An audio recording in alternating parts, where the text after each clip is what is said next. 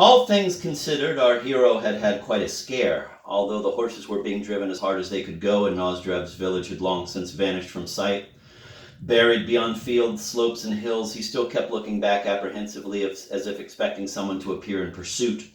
He was breathing heavily, and when he put his hand to his chest, he felt his heart beating like a caged quail. What a mess to get into, he muttered. What a character, that one.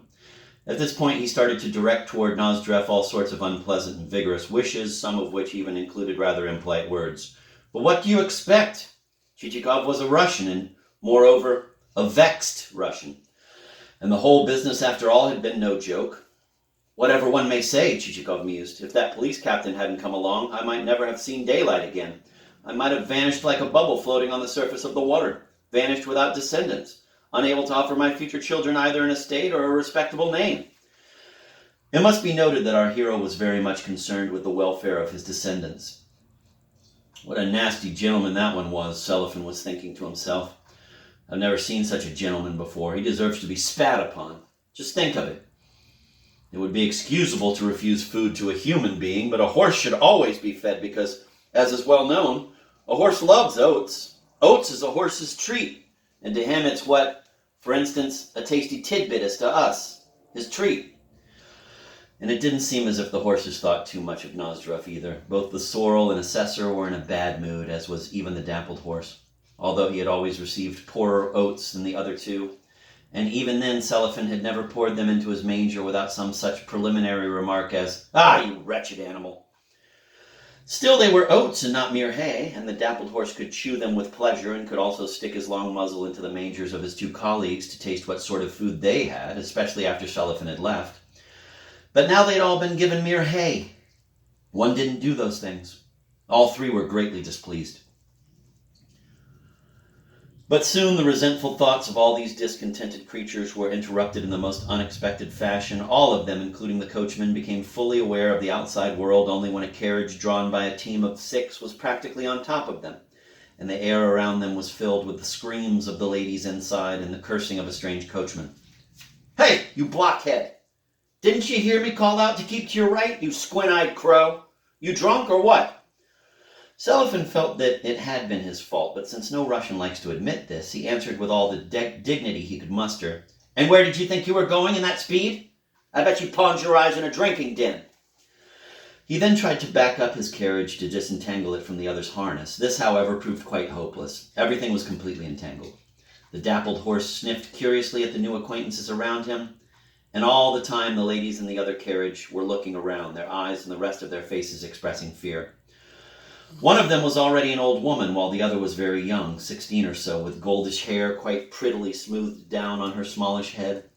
Her pretty head was curved like a fresh-laid egg, which, held up to the light by a housekeeper, displays a whitish transparency, its whiteness contrasting with her sun-tanned hands as the sun's rays filter through it.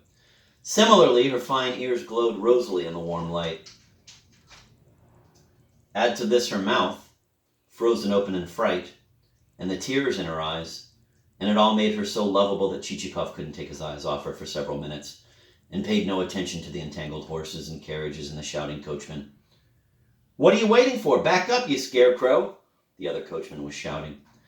Selifan pulled at his reins. The other coachman did the same. The horses pulled back a little, but then collided again, stepping on each other's traces.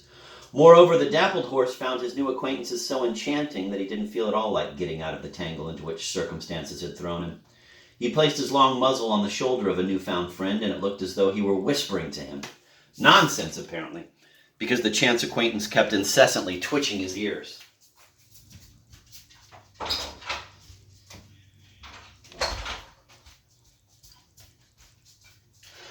Soon a group of peasants from a village that by good luck was not too far distant had gathered around all this to-do.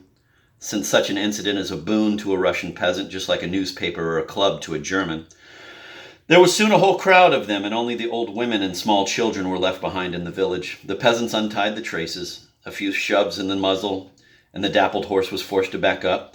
In a word, the two carriages were untangled and separated. But whether because they felt annoyed at being separated from their newly acquired friends, or simply because of some stupid notion they'd got into their heads, no matter how much their respective coachmen lashed at them, the horses refused to budge, and stood as if rooted to the ground.